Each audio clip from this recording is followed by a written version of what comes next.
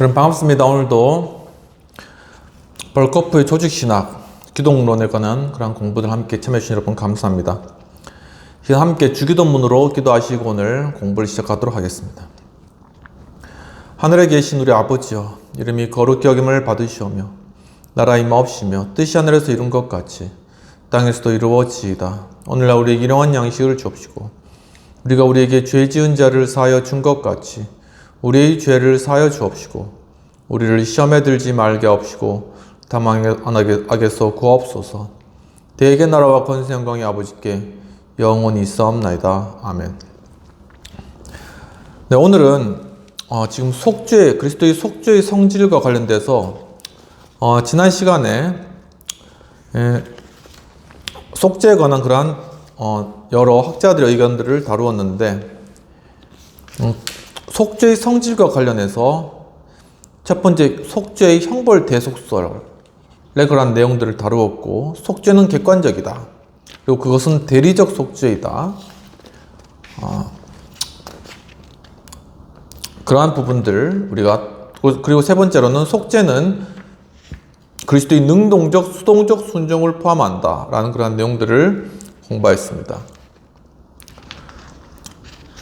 그렇다면 이번 시간에는 바로 이런 속죄 만적설 또는 형벌 대리적 속죄설에 대한 반론들에 대한 내용들부터 공부하도록 하겠습니다.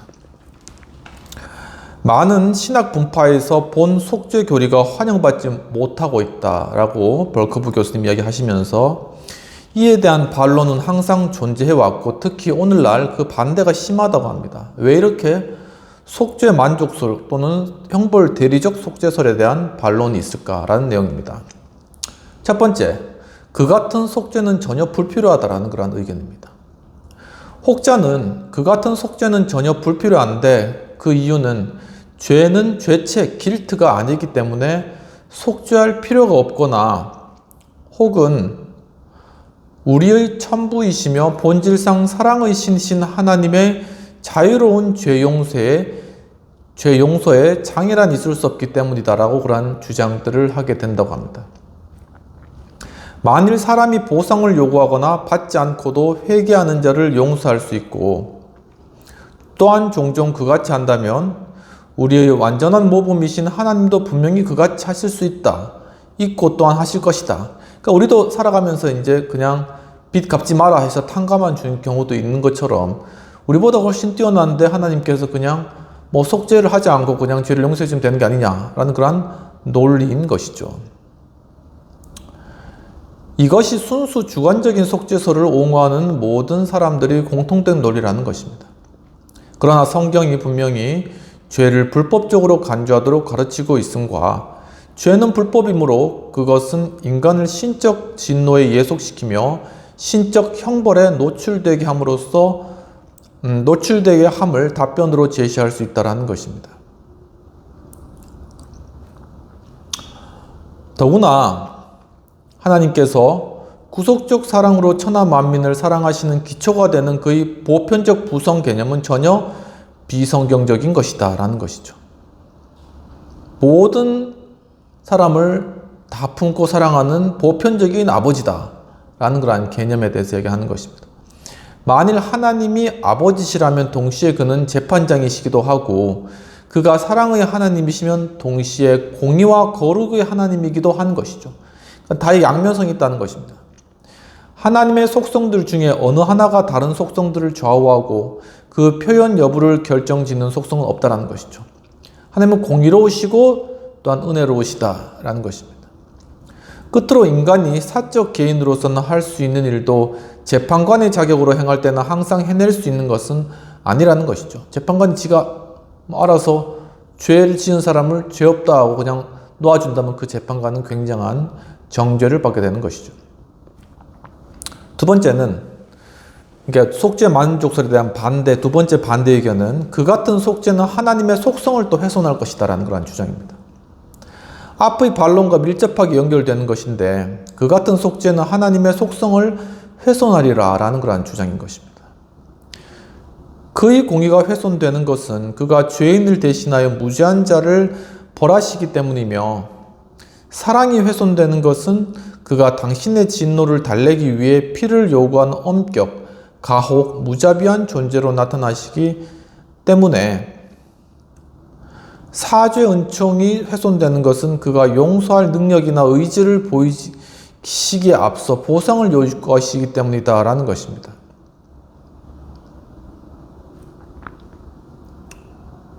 그러니까 이런 것이죠. 예수님은 죄가 없는데 왜 예수님이 죄를 위해서 대신 죽어야 돼?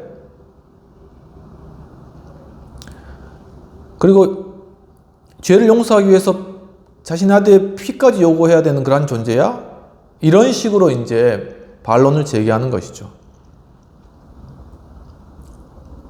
그러나 그리스도는 자원하여 죄인들을 대신하신 것이므로 이 같은 대신은 하나님 편에서는 아무런 불의를 내포하지 않는다라는 것이죠. 예수님께서 스스로 자원하여 우리를 구원하시기 위해 자신을 내어주셨다라는 것입니다.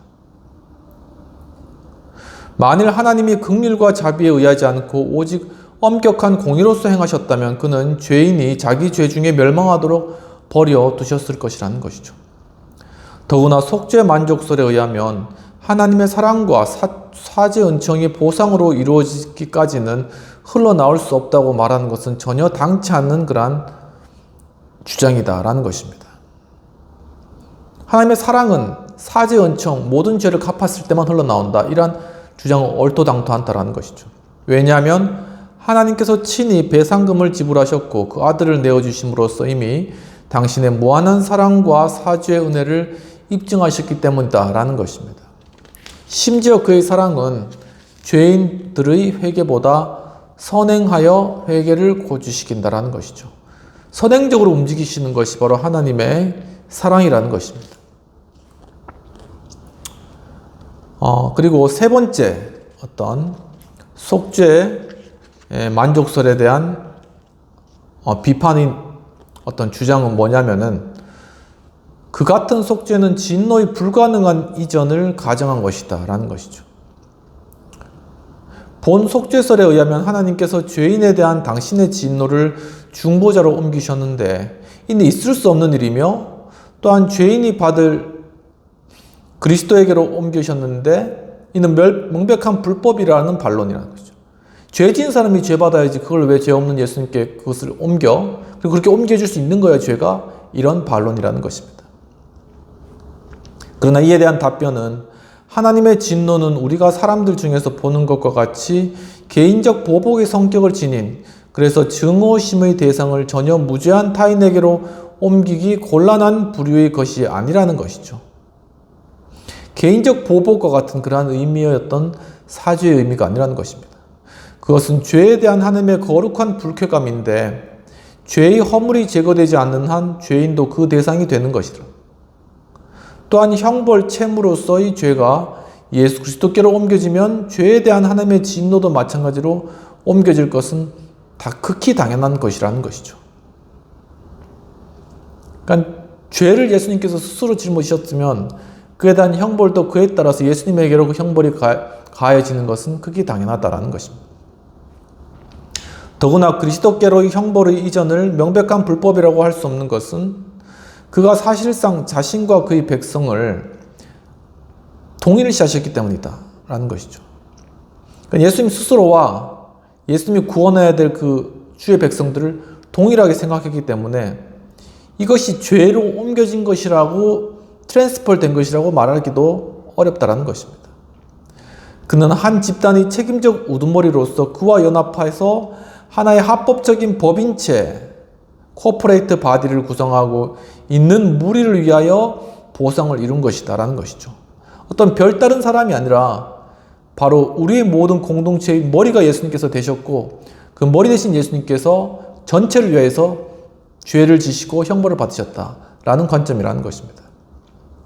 하지에 의하면 이 책임적 연합은 첫 번째는 그가 자발적으로 그의 백성의 법적 책임을 담당하심으로써 이루어진 것이고 두 번째는 하나님께서 그의 보호자가 됨을 인정하심으로써 이루어지는 것이고 세 번째는 그가 우리의 인성을 취하심으로써 성립되었다라는 것이죠.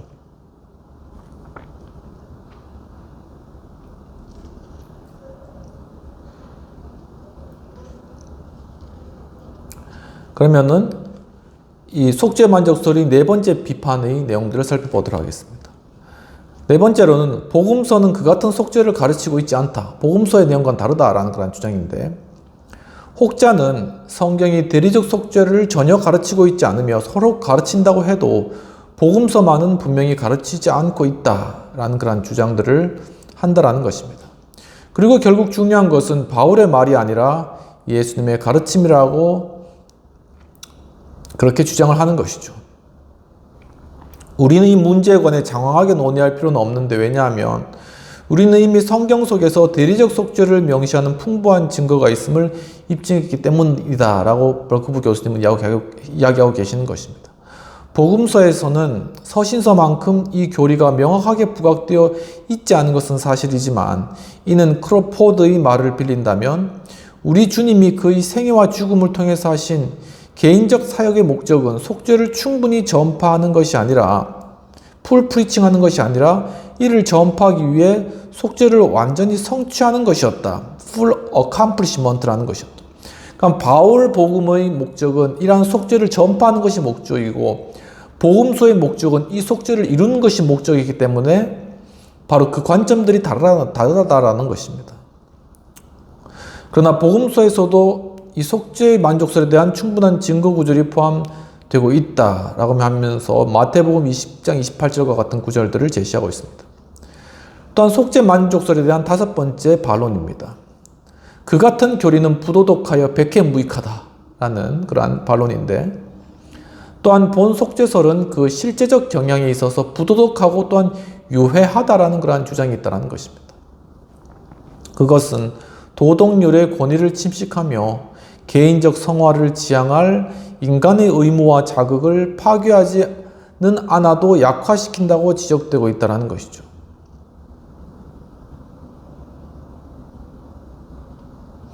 그러니까 개인적으로 인간이 스스로 깨끗해지고 구원받기 위해 노력해야 되는데, 이러한 노력들을 이 속죄 만족설에 따르면은 이 노력들을 감퇴시킬 수 있다. 그런 주장인 것입니다. 이러한 반론은 이미 바울 시대의 자유은혜의 교리에 대해 제기되었던 것인데, 그러나 이 비난이 사실이 아닌 것이, 본 교리는 다른 어떤 이론보다도 율법의 어미성을 견지하고 구속된 죄인이 율법에 완전히 복종해야 할 의무를 조금 더 약화시키지 않기 때문이라는 것이죠. 그러니까 이 속죄 만족설을 택한다 할지라도 율법에 대한 의무를 인간이 지지 않는다, 이렇게 이야기하는 것은 아니라는 것입니다. 죄인된 인간은 모든 율법을 준수해야 될 의무가 있다는 것이죠. 오히려 본 교리는 죄의 극단적 불법성을 강조하고 하나님과 예수 그리스도의 형용할 수 없는 사랑을 보여주며, 인생의 투쟁에 있어서 하나님의 도우심과 그리스도 안에서 우리의 부족한 봉사가 연합됨을 확증함으로써 개인적 성화를 향한 유인이 되고 있다. 도리어 속죄 만족설이 개인이 그리스도의 모습으로 성화되어 가는 것의 하나의 유인, 하나의 원인이 도리어 될 수 있다라는 것을 이야기하는 것입니다. 그렇다면 이제 다섯 번째 큰 장으로 내려와서 속죄의 제반 이론들에 관한 내용들을 살펴보도록 하겠습니다. 속죄는 명백히 객관적이고 신지향적인 것이므로 엄밀하게 말해서 그리스도의 사역의 본래적 의도를, 하나님께 대한 죄인의 태도를 적의에서 친애로 변화시키기보다 하나님의 진노와 형벌이 죄인들을 피해 지나가는 것으로 서술하는 이론들만을 본장에서 고찰할 수 있을 것이다 라는 것입니다. 즉 속죄 이론의 핵심, 이 장에서 소개하고자 하는 것은 하나님의 진노와 형벌이 죄인들에게서 그리스도의 속죄로 말미암아 지나갔다라는 그런 관점에서 이론들이 설명될 것이다 라는 것이죠. 전혀 주관적이고 그리스도의 사역을 오직 죄인의 도덕적 상태에만 영향을 미치는 것으로 인식하는 이론들은 엄격한 논리상 고찰 대상에서 제외되어야 한다는 것이죠. 그리스도께서 은혜를 베푸시고 사역한 것은 사람의 도덕률을 좀 높여주기 위한 것이다 라는 그런 관점은 책에서 다루지 않는다는 것입니다. 그 같은 이론들은 아마 화해 이론으로 간주할 수는 있어도 속죄 이론으로는 거의 보기 힘들다라는 것입니다.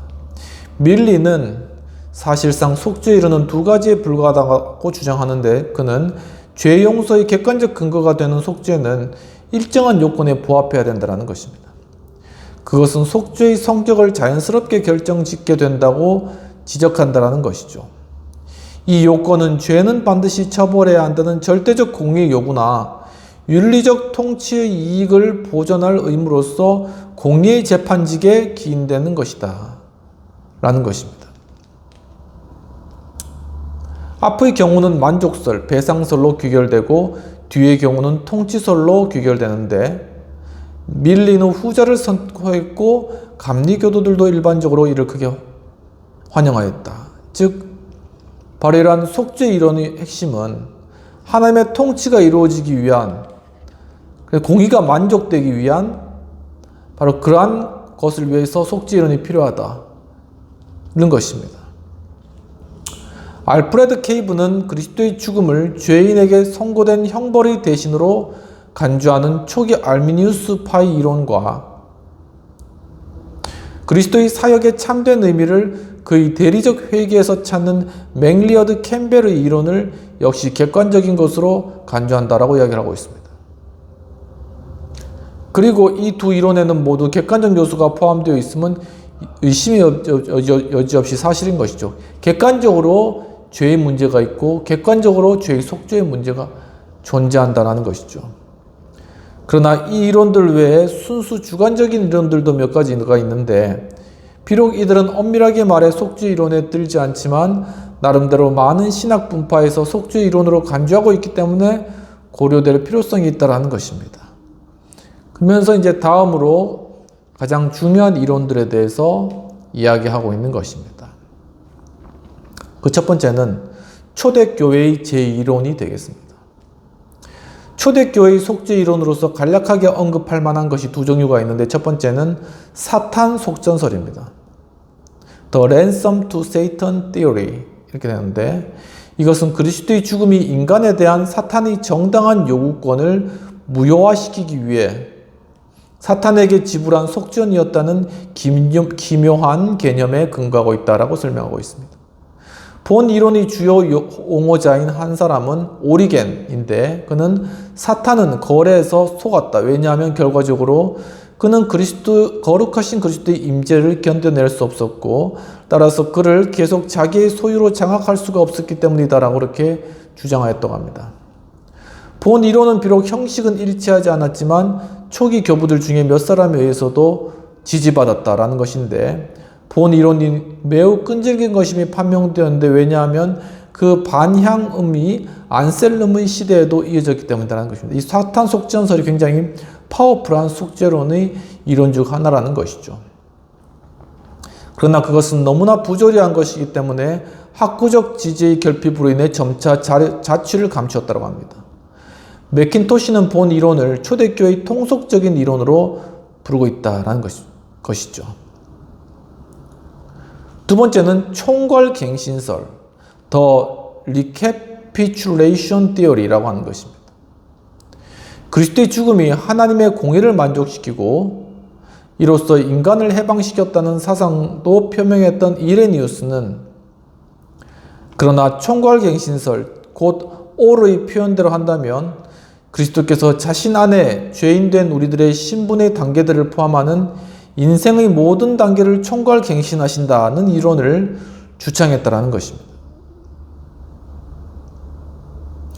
그의 성육신과 인간으로서의 삶을 통해 그리스도는 아담이 범죄함으로써 처음 인류를 이끌었던 경로를 역전시키신 것이죠.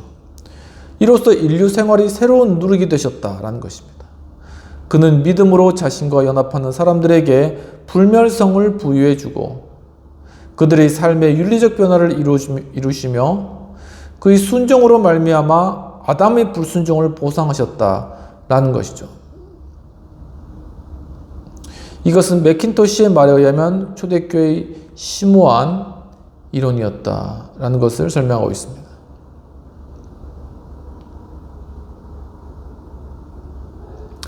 그러면 B로 넘어가서 안셀름의 속죄 만족설, Satisfaction Theory, Commercial Theory라고 하는데 안셀름의 속죄 만족설을 살펴보도록 하겠습니다. 안셀름의 이론은 역시 만족설로 알려져 있는 종교개혁자들의 이론과 간혹은 동일시되기도 하지만 이 양자에는 차이가 있다라고 이야기하고 있습니다. 혹자는 이를 상거래설, 더 커머셜 티오리라고 부름으로써 이에 대한 타인들의 부정적 편견을 유발하려고 하였다라는 것이죠.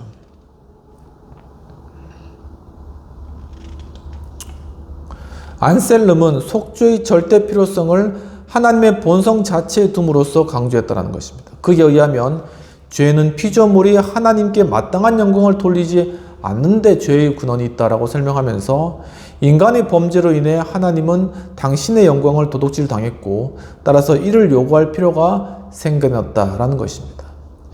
이는 다음 둘 중에 한 가지 방법으로 이루어질 수가 있는데 즉 형벌에 의하거나 만족, 보상에 의해서 하나님은 그의 자비로 인해 만족의 방편을 추구하셨다. 형벌을 받는 거나 아니면 하나님께서 만족하시거나 보상을 받으시는 것 두 가지 방법 중에 만족, 보상을 받으시는 쪽을 택하셨다는 것입니다. 그것은 좀 더 구체적으로는 그의 아들을 선물로 내어주심으로써 이루어졌다는 것이죠. 이것이 유일한 방도였음은 요구되는 만족이 무한대의 것이었기 때문에 하나님이신 예수 그리스도 이외엔 이것을 만족시킬 분이 없었다는 것입니다. 그리스도는 율법에 복종하셨지만 이는 그의 인간된 의미였을 뿐 그에게 아무런 공로도 되지 못했다는 것이죠. 예수님께서 율법 복종하셨다고 그것을 잘했다고 예수님을 칭찬할 그런 사람은 아무도 없다는 것입니다. 그러나 그는 이에 추가하여 그의 의무를 실행하는 과정에서 일환으로서 고난받고 죽으셨다는 것입니다. 그런데 그는 무지하신 분이며 고통과 죽음을 겪을 하등 의무가 없었으므로 그는 이로써 하나님께 무한한 영광을 돌리게 되었다는 것이죠. 이것은 그리스도인에게는 의무 이상의 일이었고 또한 보상을 받을 만했고 실제로 그같이 되었다는 것을 이야기하는 것입니다. 그러나 하나님의 아들이신 그리스도는 자신을 위해서 아무것도 필요로 하지 않으심으로 보상은 죄 용서와 복음 계명을 준수하는 모든 사람에게 대한 장래의 복락의 형태로 죄인들에게 이루어졌다라는 것이죠. 그러니까 예수님 받으신 십자가의 고난, 그것에 대해서는 예수님께 마땅히 그것의 보상이 이루어져야 하지만 예수님께서는 그 보상을 받으시지 아니하고 그 결과로 이 보상은 바로 죄 있는 인간들에게로 주어졌다라는 것입니다.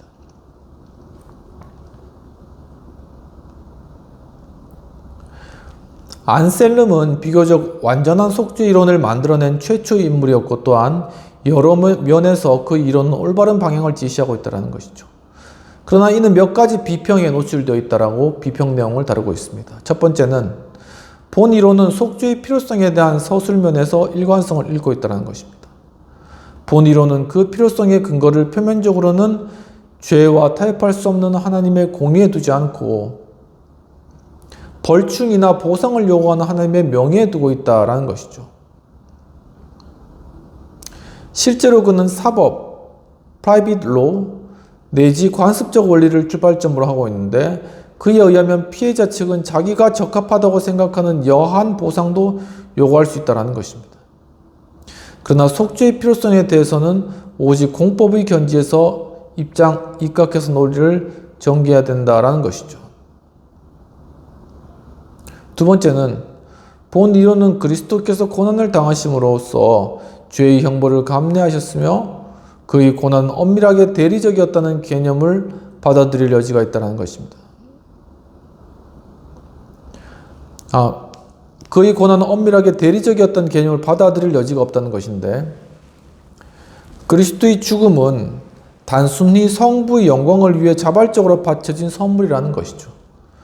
그것이 타인들의 과오를 보상하는 잉여 공로를 이룬다는 것인데 이는 사실상 로마 가톨릭의 고해 성사 교리를 그리스도의 사역에 적용시킨 것이다라는 것입니다.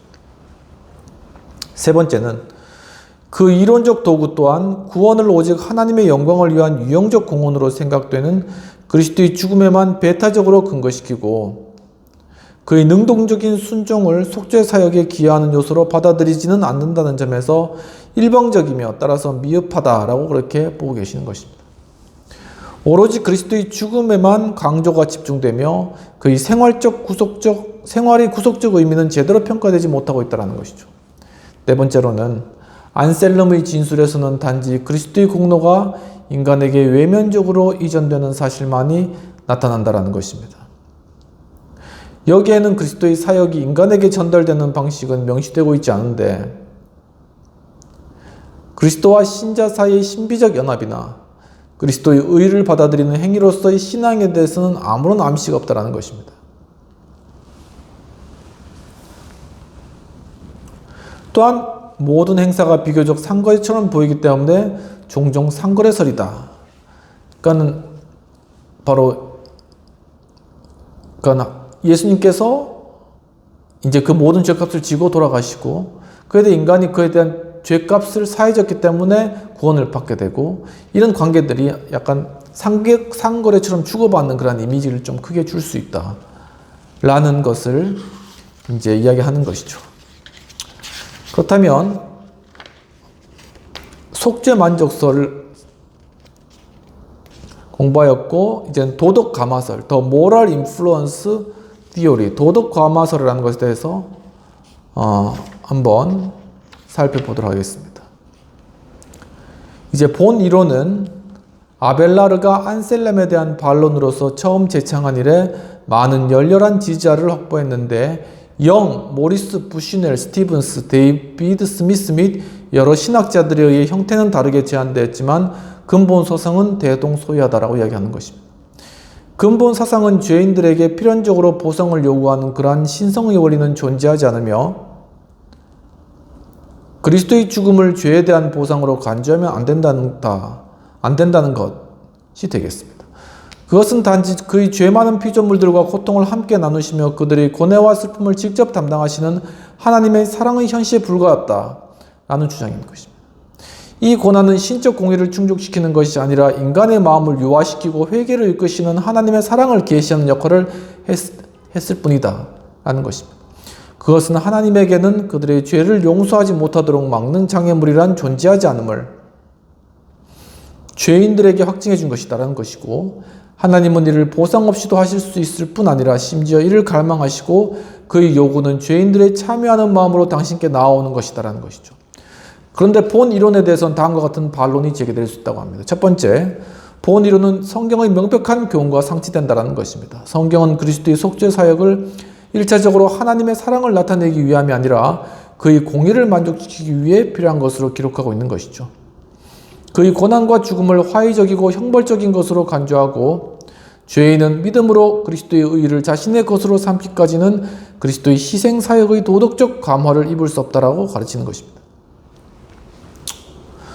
두 번째로는 그리스도의 십자가가 의심의 여지 없이 하나님의 사랑의 최고 현심이 사실이지만 그것은 오직 그리스도의 고난과 죽음을 죄인을 구원을 위해 절대 필요한 것으로 간주하는 형벌 대리적 속죄설의 견지에서 보아야 된다는 것입니다.